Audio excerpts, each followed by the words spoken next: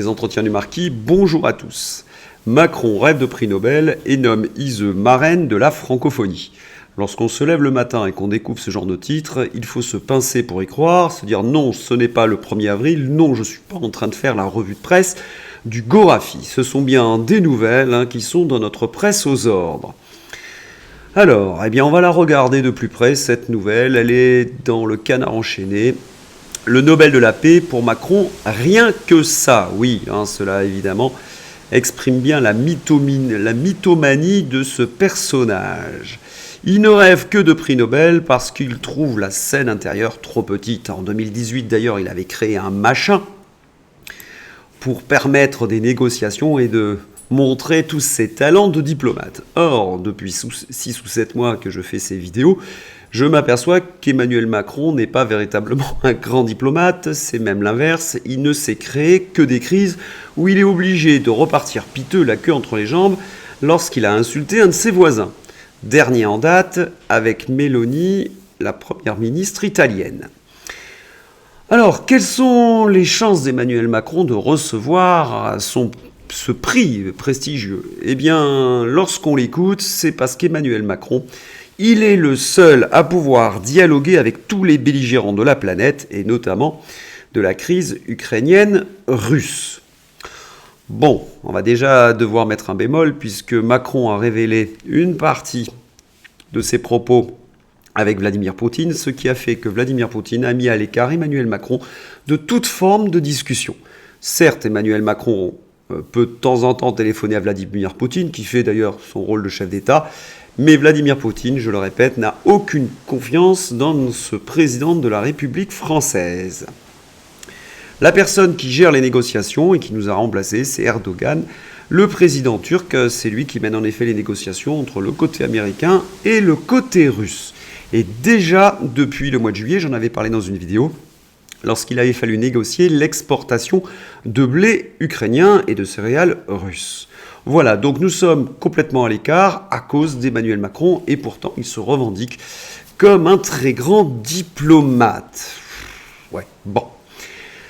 Alors, la deuxième chose que l'on pourrait peut-être évoquer, c'est de se dire, lorsqu'on reçoit le prix Nobel, c'est qu'on a œuvré pour la paix. Qu'est-ce qu'il a fait, Emmanuel Macron, notamment pour la crise ukrainienne ? Certes, dans un ou deux discours, il a prononcé le mot paix, mais dans la réalité, concrètement, Emmanuel Macron, c'est celui qui soutient mordicus Zelensky, qui a fourni une grande aide financière. D'ailleurs, Emmanuel Macron se vante aujourd'hui d'avoir fourni la première aide financière, c'est-à-dire qu'il alimente la guerre. Et c'est aussi Emmanuel Macron qui fournit des armes à l'Ukraine. On se souvient des canons César, des VAB, toute une série d'armes, et dernièrement, les Crotales. C'est-à-dire quelqu'un qui fournit des armes à un pays en guerre, c'est quelqu'un qui va recevoir le prix Nobel. Là, il y a peut-être quelque chose qui ne va pas. Mais je crois qu'il y a pire, c'est-à-dire que Macron soutient Zelensky. Or, c'est ce Zelensky, il y a une semaine, qui a fait en sorte de créer un incident diplomatique avec la Pologne, en envoyant un missile, en faisant croire que c'est la Russie, pour faire en sorte que l'OTAN intervienne dans le conflit ukrainien. Et là, nous étions proches de la Troisième Guerre mondiale. Est-ce que c'est cela ? Est-ce que c'est ce qu'il faut faire ? C'est soutenir une sorte de dingue qui veut la Troisième Guerre mondiale pour recevoir le prix Nobel de la paix ? Et puis, dans la presse, on lit ce matin que l'armée ukrainienne bombarde la centrale de Zaporijjia devant les yeux ébahis des inspecteurs de l'AIEA.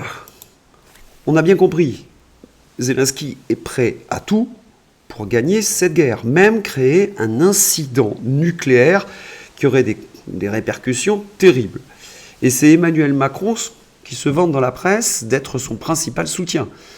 Là encore, on voit mal comment il pourrait recevoir demain, j'ai envie de dire pur, le prix Nobel de la paix. Mais vous me direz, les gens qui remettent le prix Nobel de la paix sont aux mains des Américains, et donc peut-être qu'Emmanuel Macron a une chance là-dessus. Peut-être qu'en effet, il sert les intérêts de l'oncle Sam. C'est ce que nous allons voir à travers cette vidéo. Trying to become more and more nervous. If they become very nervous and start war, it will be a big problem for the rest of the jungle.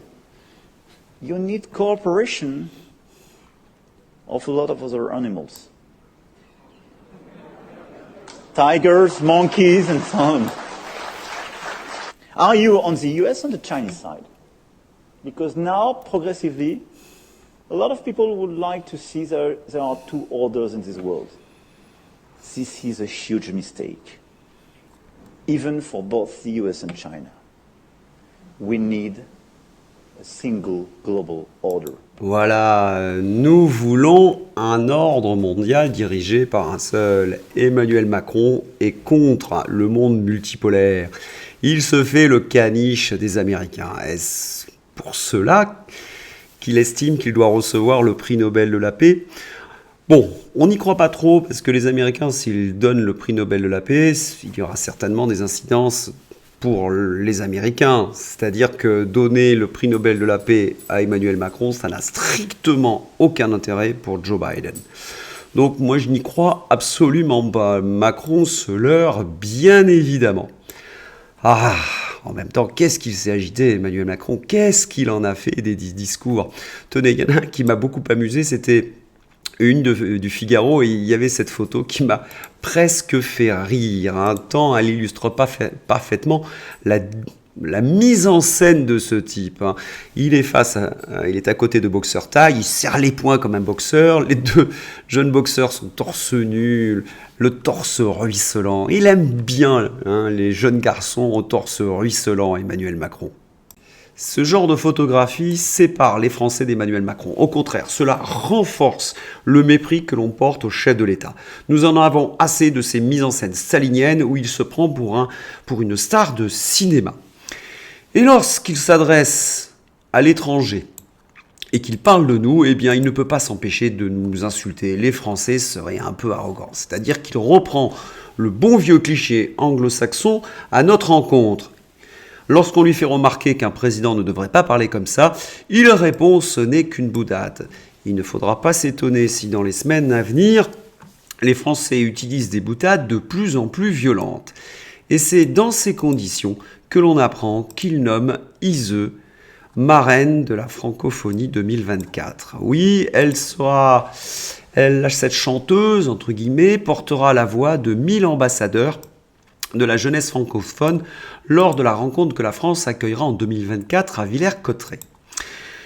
Alors ce choix évidemment a fait bondir. On sort de l'épisode de l'Ocean Viking où la France a été littéralement humiliée par ces migrants, ces immigrés clandestins. On nous avait dit « oh là là, ce sont des migrants, des mineurs non accompagnés, il faut être bon, il faut les protéger ». Eh bien, à peine les a-t-on mis dans un magnifique centre de loisirs qu'ils ont pris la poudre d'escampette, humiliant Darmanin, la justice et montrant que la France n'est plus du tout gardée. C'est un moulin à vent.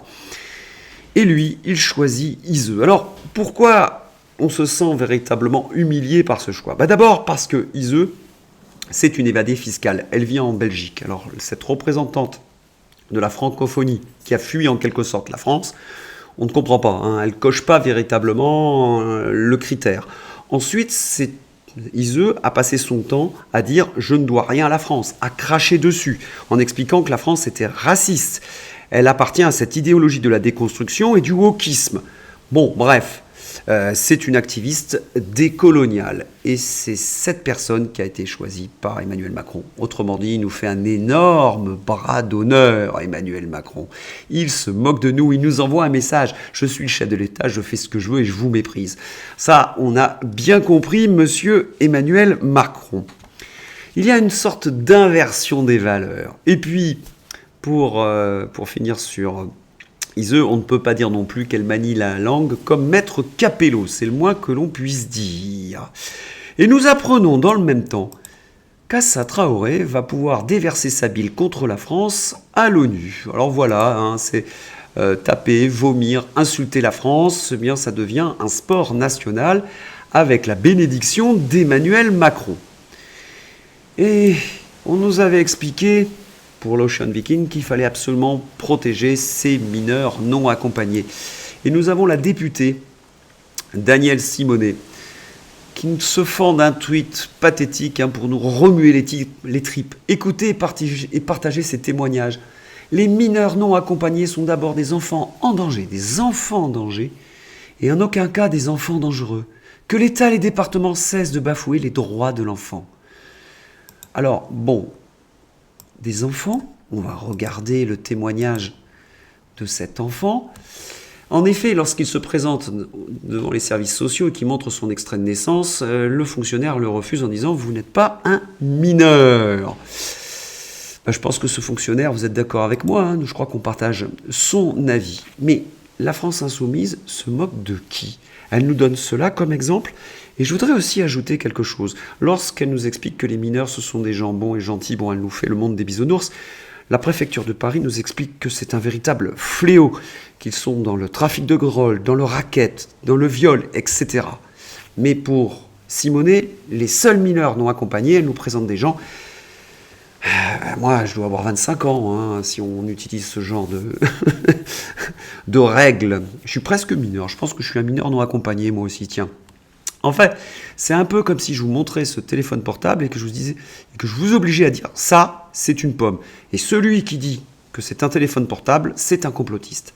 Nous n'avons plus le droit d'exercer notre esprit critique, notre libre arbitre. On nous raconte n'importe quoi et c'en est même ubuesque. Comment se fait-il que Daniel Simonet ne s'en rende même pas compte?